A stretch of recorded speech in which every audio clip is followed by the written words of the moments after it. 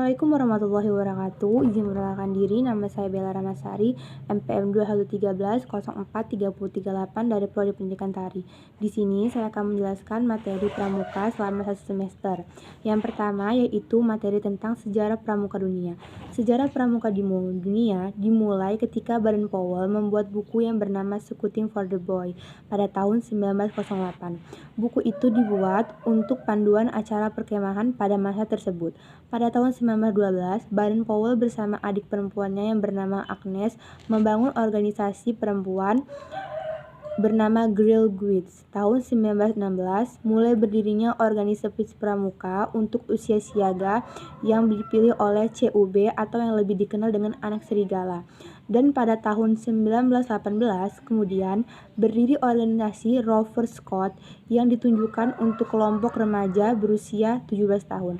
Lalu materi yang kedua yaitu tentang sejarah pramuka Indonesia. Sejarah pramuka Indonesia dikenal dengan 3 masa. Yang pertama yaitu tentang gerakan penjajahan Belanda, yang kedua gerakan penjajahan Indonesia Merdeka, dan yang ketiga tentang gerakan penjajahan Indonesia setelah penjajahan Belanda. Pertama, gerakan pramuka pada masa penjajahan di Indonesia itu bernama Nederland-Indiske Vereniging atau yang lebih dikenal dengan NIPU, atau dalam bahasa Indonesia dikenal dengan Persatuan Pandu-Pandu Hindia Belanda. Setelah Sumpah Pemuda, kegiatan pramuka semakin digemari. Tahun 1936 berubah menjadi Badan Pusat Persaudaraan Panduan Indonesia atau BPPKI. BPPKI melakukan kegiatan Perkindo atau Perkemahan Kepanduan Indonesia Orikdo. Tanggal 28 Desember 1945 didirikan organisasi Pandu Rakyat yang Indonesia di Solo dan menjadi wadah untuk kepanduan di seluruh Indonesia.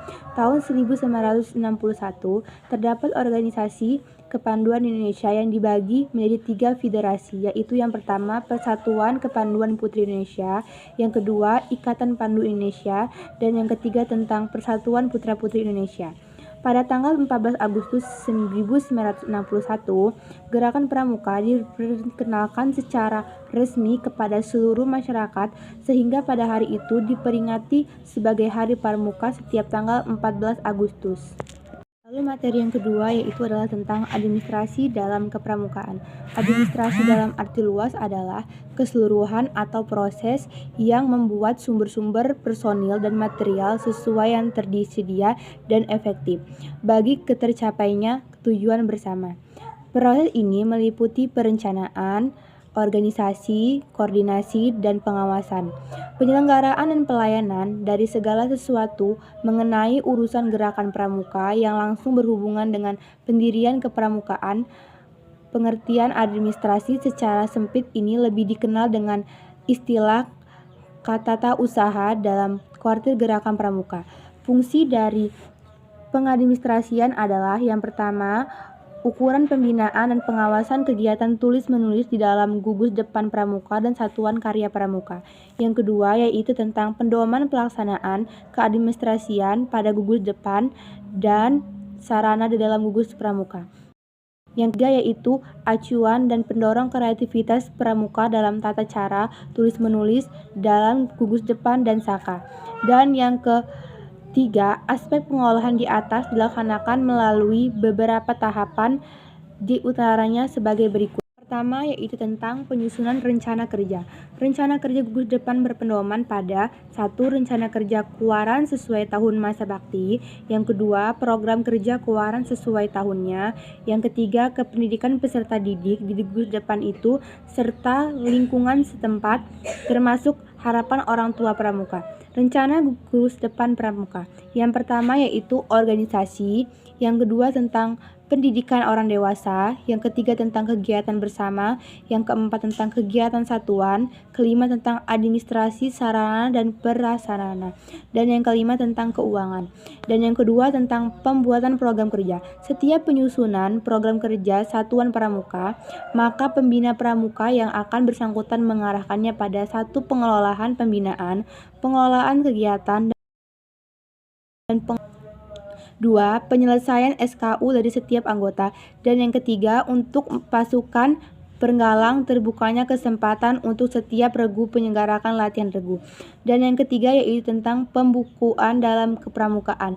Yang pertama tentang buku Induk Depan dan yang kedua tentang buku presensi kehadiran. Buku tersebut meliputi tentang buku keuangan, buku inventaris, buku tamu, buku upacara pelantikan, buku presentasi, buku acara latihan dan notulen, log buku, buku agenda, ambalan, dan buku catatan ambalan. Surat menyurat. Surat menyurat atau keluar masuk dalam kepramukaan. Di dalam administrasi kepramukaan, bagian surat menyurat dapat terbagi menjadi 2 bagian, yaitu diantaranya sebagai berikut. Yang pertama, surat masuk. Semua naskah atau berita atau informasi yang diterima dari kuartir atau organisasi lain diberi wewenang untuk mengurusi bagian tugas ini.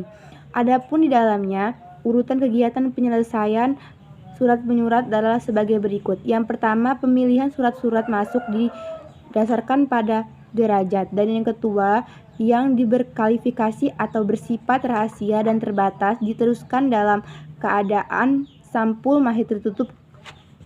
Yang kedua yaitu tentang surat keluar. Adapun di dalam urutan kegiatan penyelesaian surat maupun adalah sebagai berikut. Yang pertama, semua konsep surat keluar dapat dibuat atas dengan kebijakan sendiri.